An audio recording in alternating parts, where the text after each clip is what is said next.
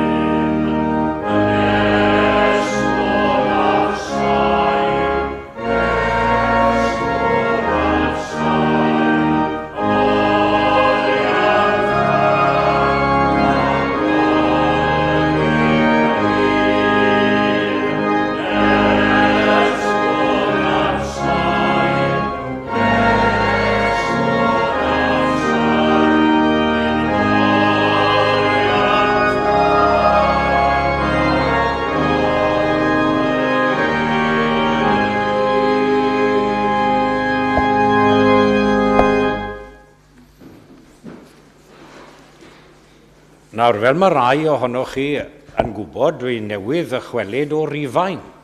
A wy'n gwybod faint o les nath i'r tîm bod fi wedi mynd, ond beth bynnag am ni.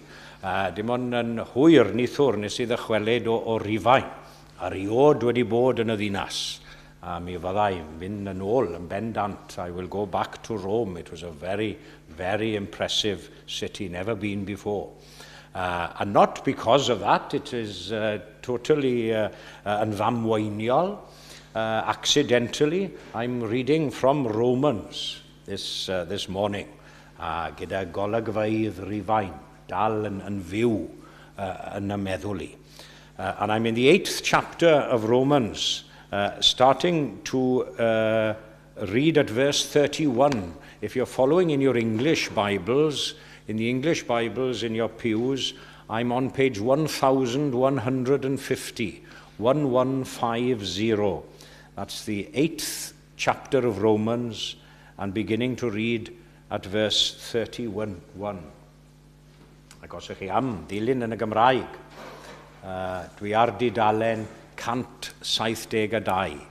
172. Romans 8, beginning at 31. Cariad Duw. O ystyried hyn oll, beth a ddywedwn? Os yw Duw trosom, pwy all fod yn ein herbyn? Nid arbedodd Duw ei fab ei hun, ond ei dryddodi i farwolaeth trosom ni oll.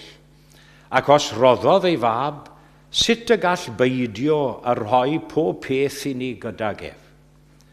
Pwy sydd i ddwy'n cyhuddiad yn erbyn etholodigion Duw? Duw yw'r un sy'n dyfarnu'n gyfiawn. Pwy sydd yn ein collfarnu?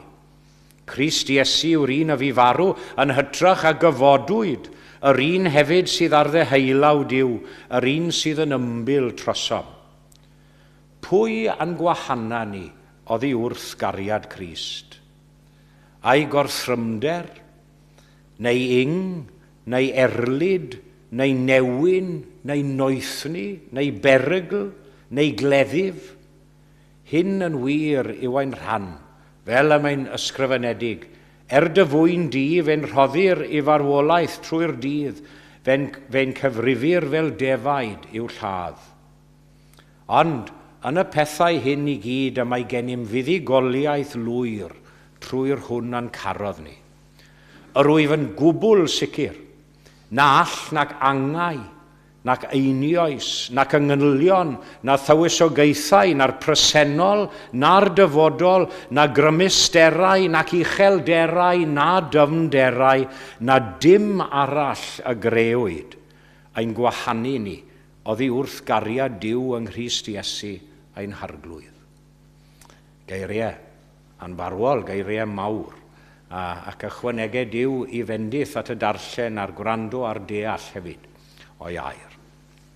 Felly, fe unwn ni, eto ar gyfer ein hael emyn, sef 686, 686, o Iesu mawr, rod anian bir i eiddil gwan mewn anial dir, yw nerthu drwy'r holl rwystrau sy ar ddyrus daeth i'r ganan fri. Mi lyna'n dawel wrth dy draed, mi ganaf am rinweddau'r gwaed, mi garia'r groes, mi nofia'r don, ond cael dy anian dan fy mron.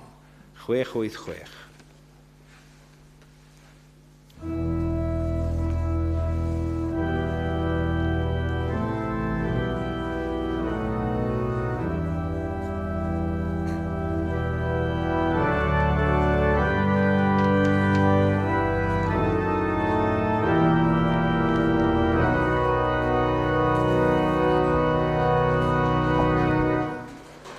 Oh, yes,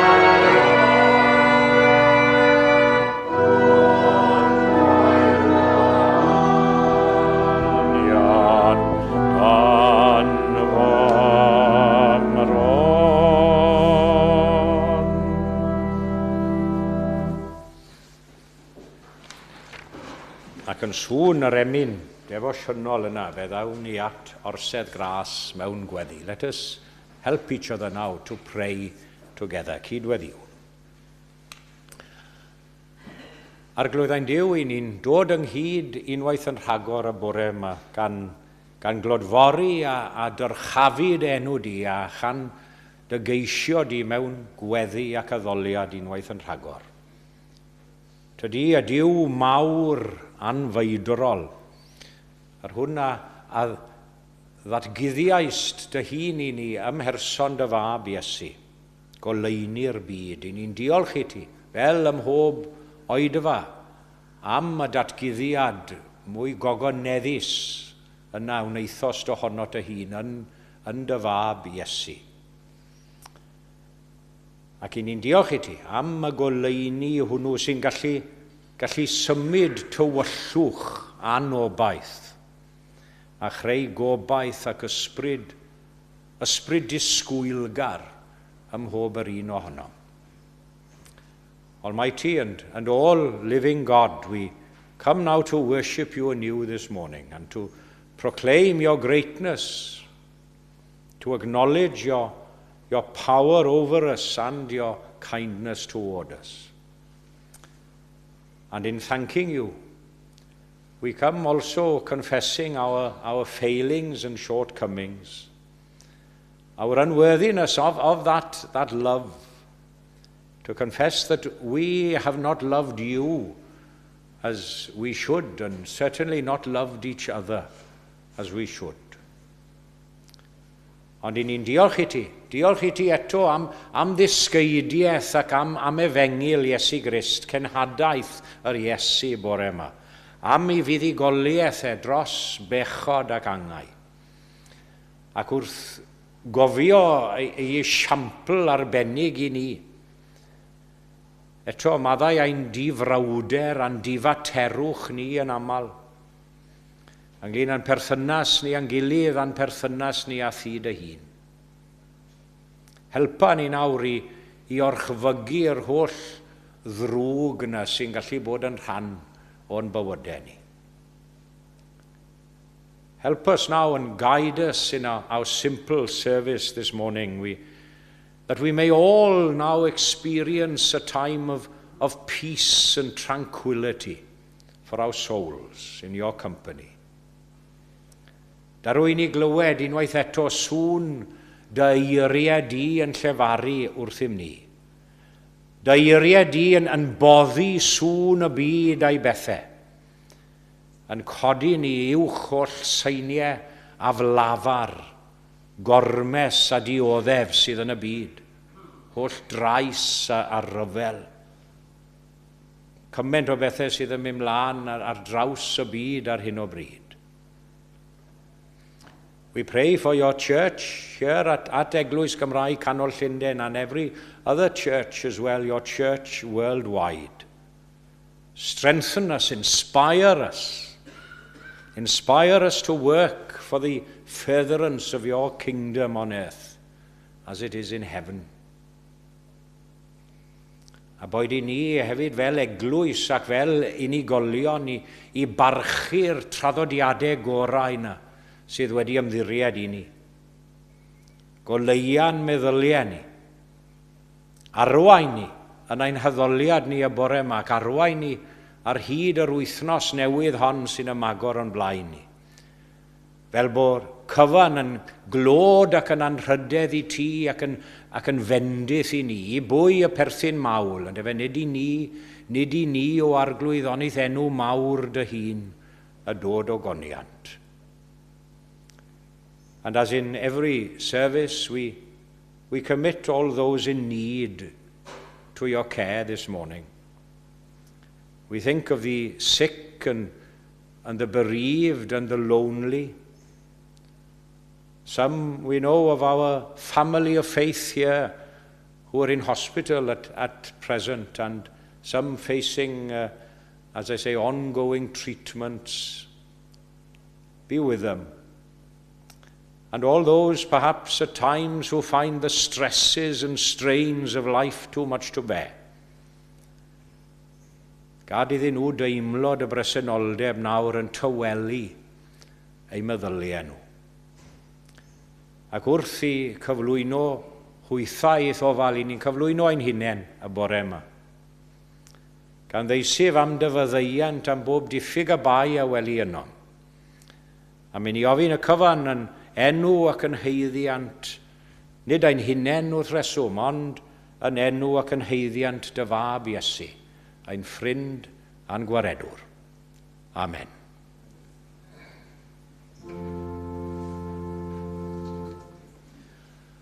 Ein tad, yr onwyd o'n nefoedd, sang taedd i'r daenw,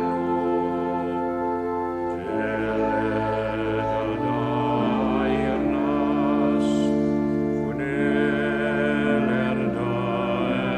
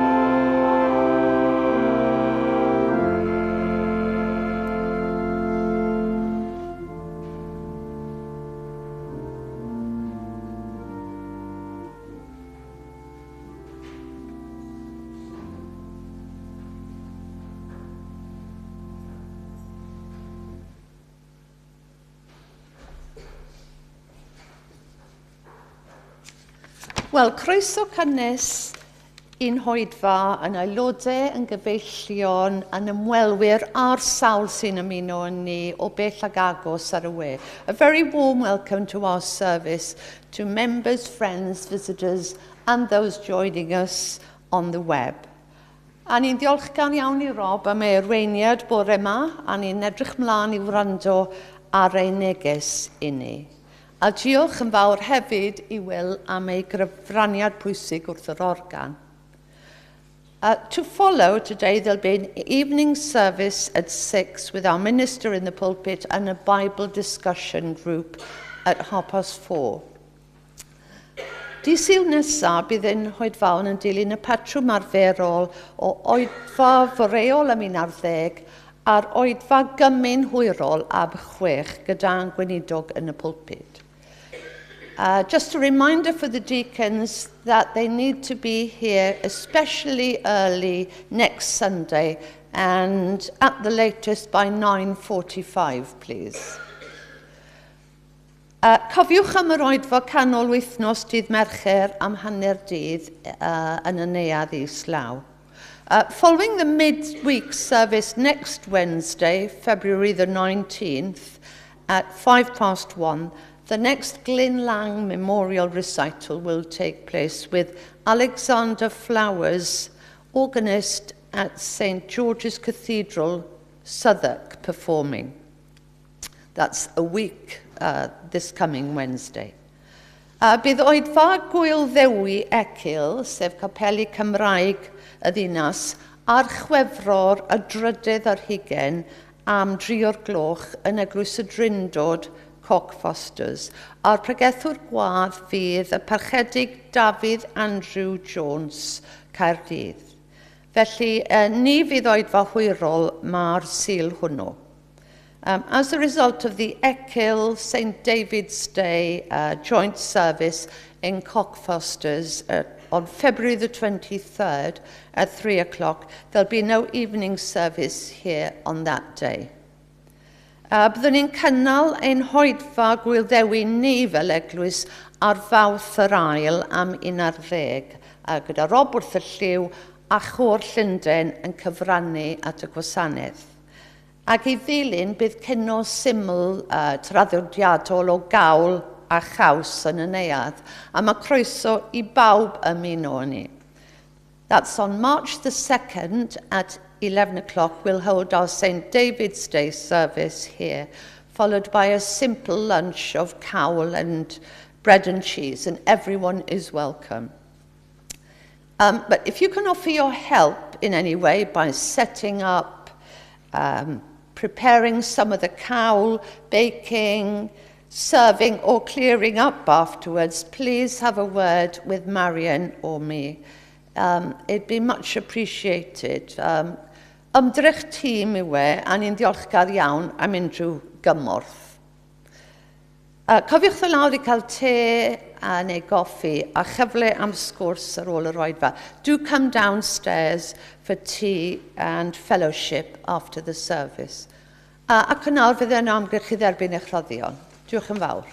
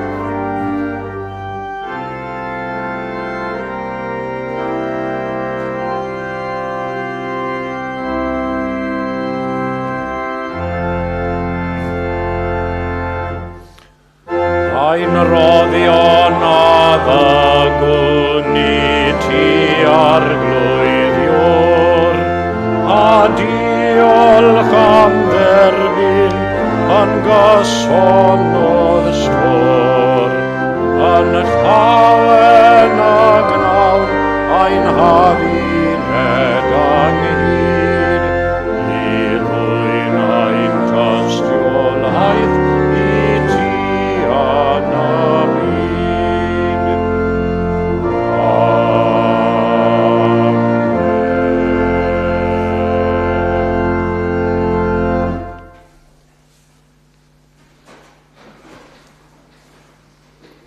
wrth bod Dan yn cyhoeddi atgoffa'r deaconiad I gyrraedd yn gynnar Sul nesaf, falle bod rai ohonoch chi yn meddwl, beth sy'n mlaen? Well, they've got I know it's rather early for 1 or 2, but we're taking a photo of the deacons for the Undeb Bydyddwyr, and we don't have a recent one either for the chapel. So as I say, I know it's rather early for 1 or 2 who aren't, how can I say, the early risers. Usually, but if you can make an effort, it'll be worth it for 1 week. So we'll be here by 9:30, say hopefully take the photo at 9:45. Felly, y brif reswm wrth gwrs yw gan bod ceir a phethach yn dechrau crynhoi a mae traffig yn cyrraedd a bobl hefyd yn cyrraedd, felly gael amser I dynnu llun. Da iawn. Fe unw ni, nawr ten I gannu ein hemi nesaf, sef 170 ac 171. Pan o'n i'n grwt ac yn gweld enw Azariah Shadrach yn y llyfrau myna. O'n i'n cael yn swyno gan ei enw a awdur y geiriau yma. Ond oedd e'n un o'r sylfaenwyr, yr annibynwyr yn Aberystwyth. Yn nôl, wel, chi'n gweld ei flynyddoedd nôl yn y 14th ganrif ar 15. Os gofyn rhywun beth yw Duw, atebwn ni mai cariad yw. Fe fflamiodd cariad 3 yn 1 yn rhyfedd at anheilwng ddyn. 171.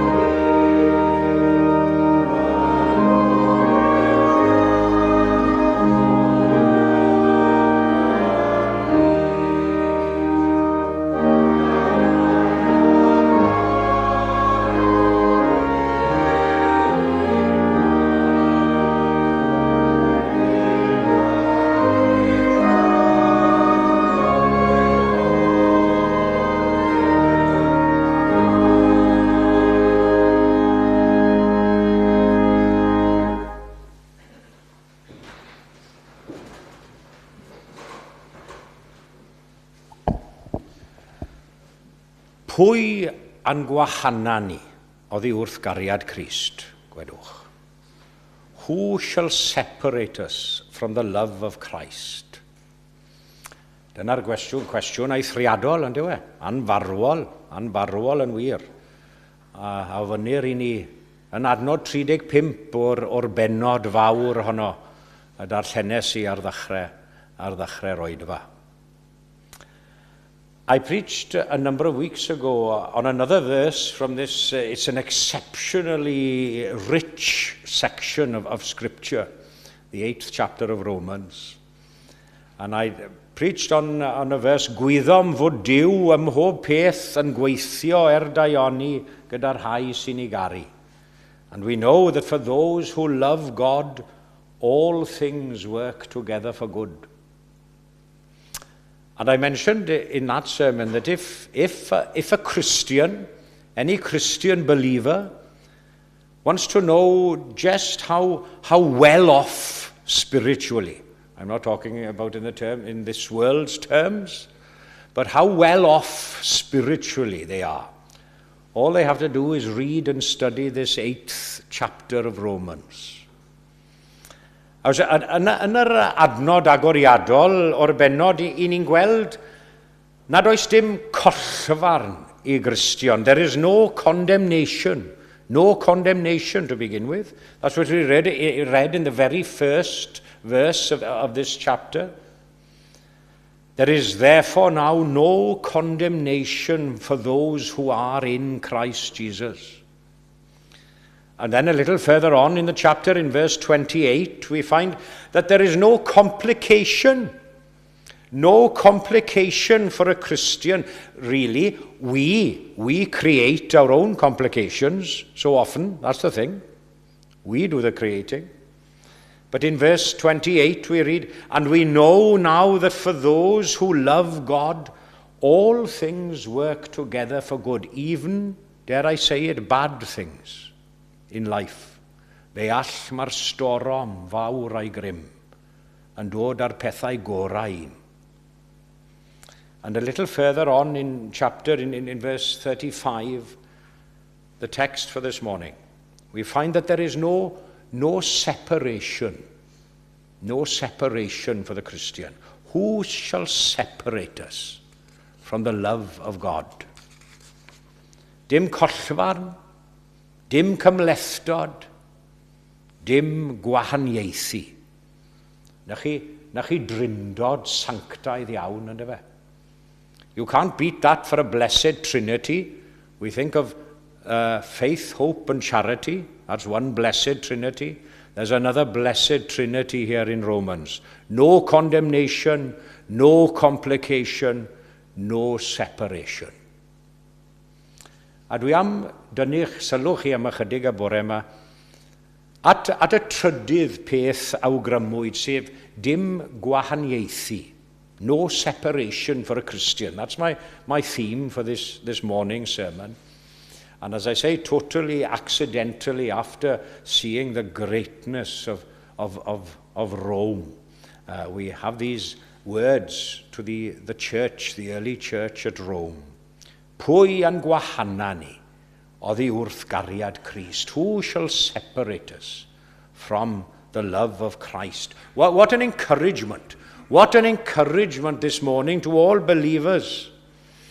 The length and the breadth and the width and the height of Christ's love. Who can separate us from such love?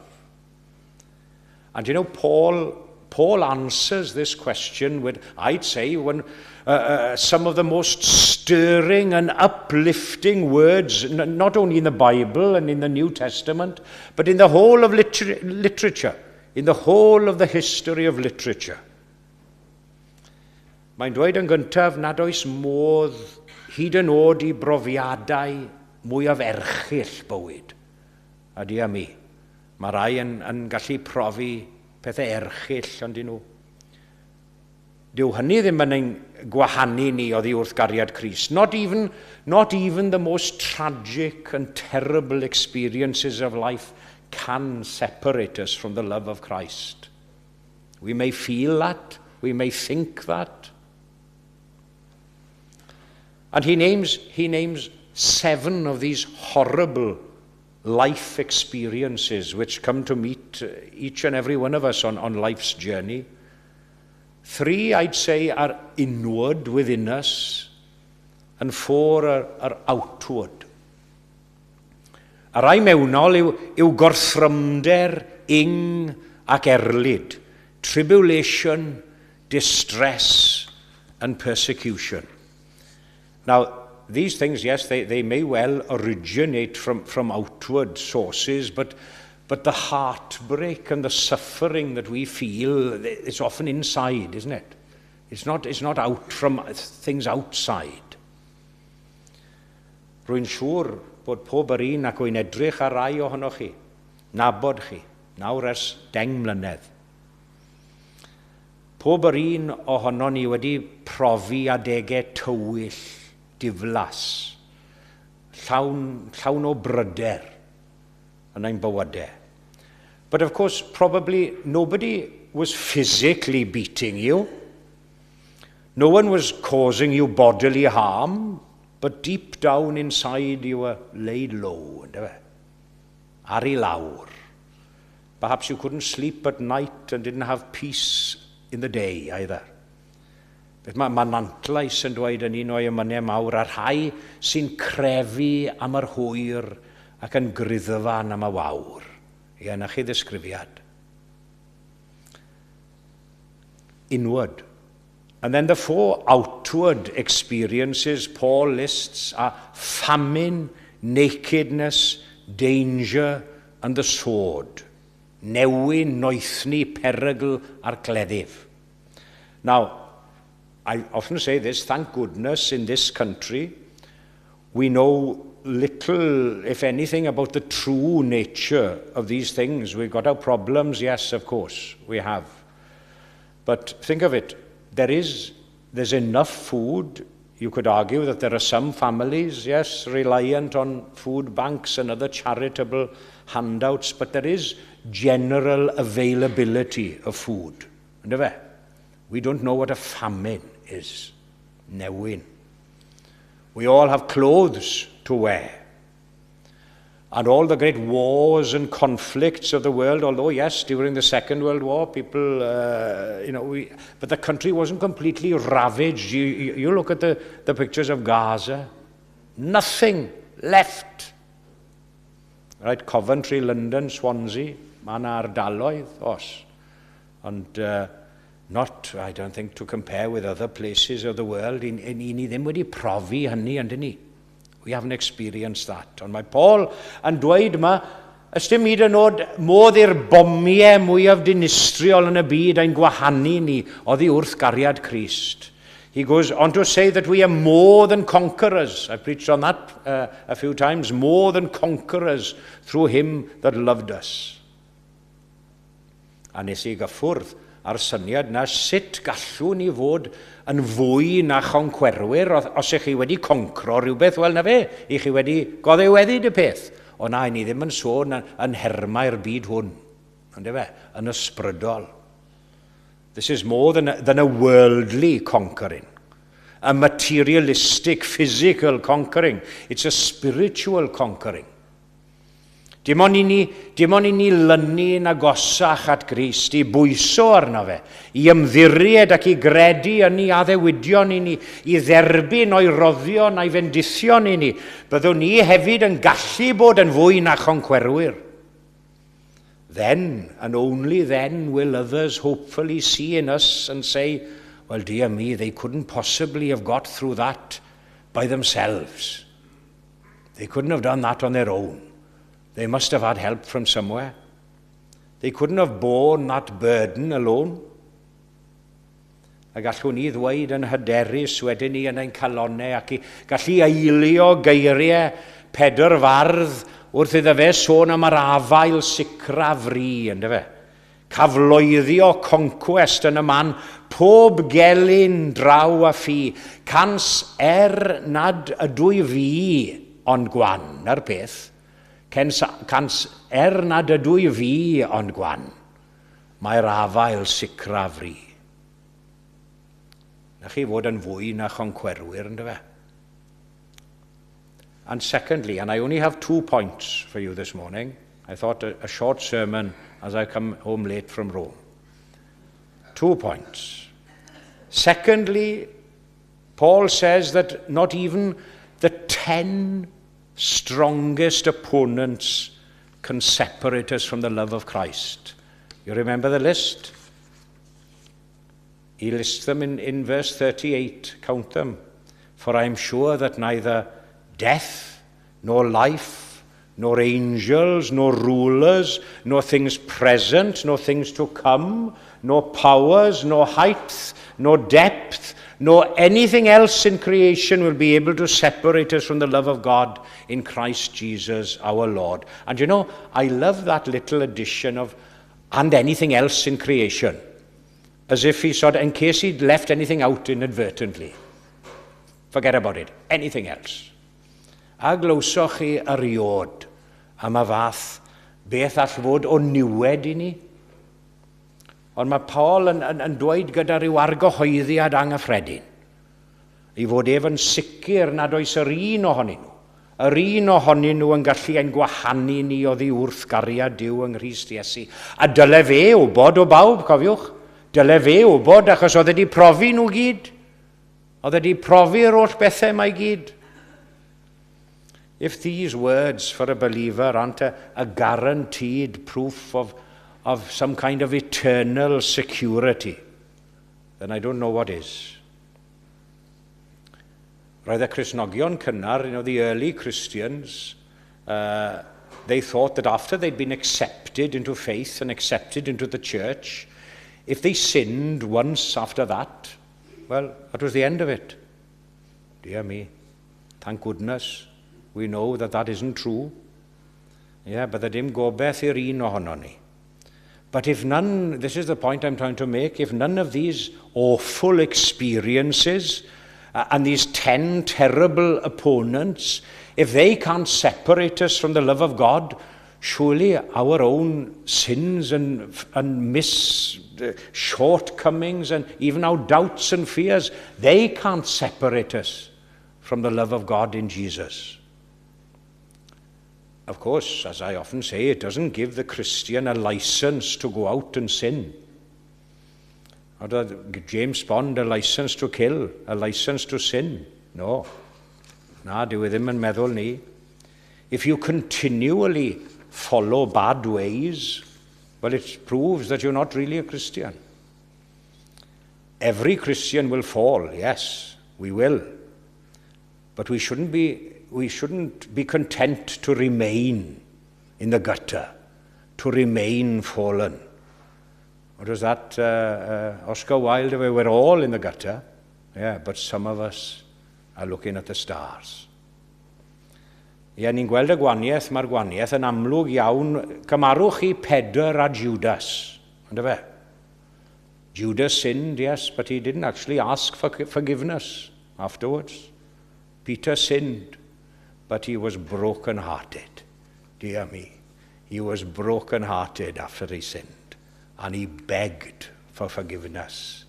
Wylodd yn chwerw dost. He wept bitterly, repented, received forgiveness, and came back. He came back to live a great life for Christ. Now, we don't have all the answers, do we? We don't have all the answers. We may not be able to understand all these theological arguments and difficulties presented to us in much of the scriptures.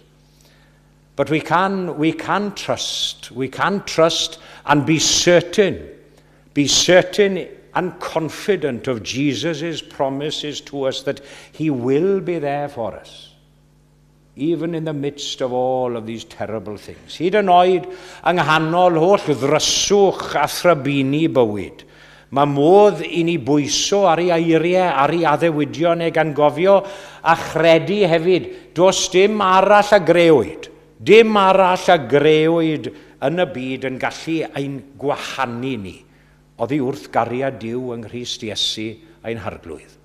A hynny gogoniant i'w enw. Amen. Ac fe ganwn ni gyda'n gilydd. Gan diolch i Will am ddewis y mynau addas hefyd. Gaethon ni un emyn trist ofnadw gan feddwl am y sgôr ddo. A nawr, i ni'n cael emyn i ddeweddu gyda hyder. Bydd yn wrol, paid a llithro mor dywyll yw y daeth. A ni wedi sôn am hynny'n barod yn y bregaeth.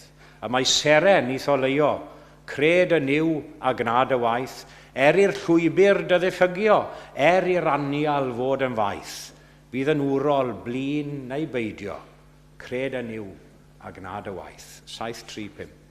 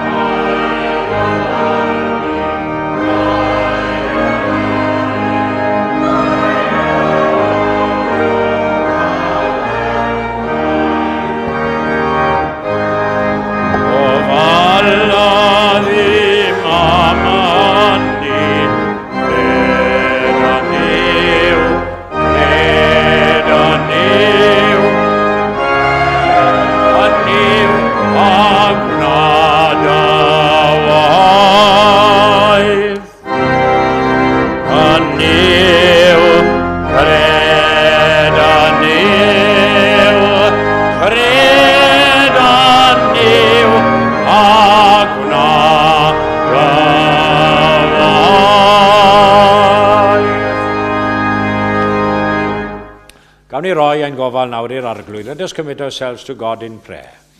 I'r llwybr dy ddiffygio, i'r anial fod yn faith, bydd yn wrol blin neu beidio, cred y niw a gwnaed y waith. A gollwng ni yn awr o dadnefol o dan dy fendith gyfoethog, a bydded i ras ein harglwydd ni Iesu Grist a chariad Duw, a chymdeithas yr ysbryd glân i aros gyda ni, ac i weithio ynom ni a thrwom ni, o'r awr hon hyd yn oes oesoedd.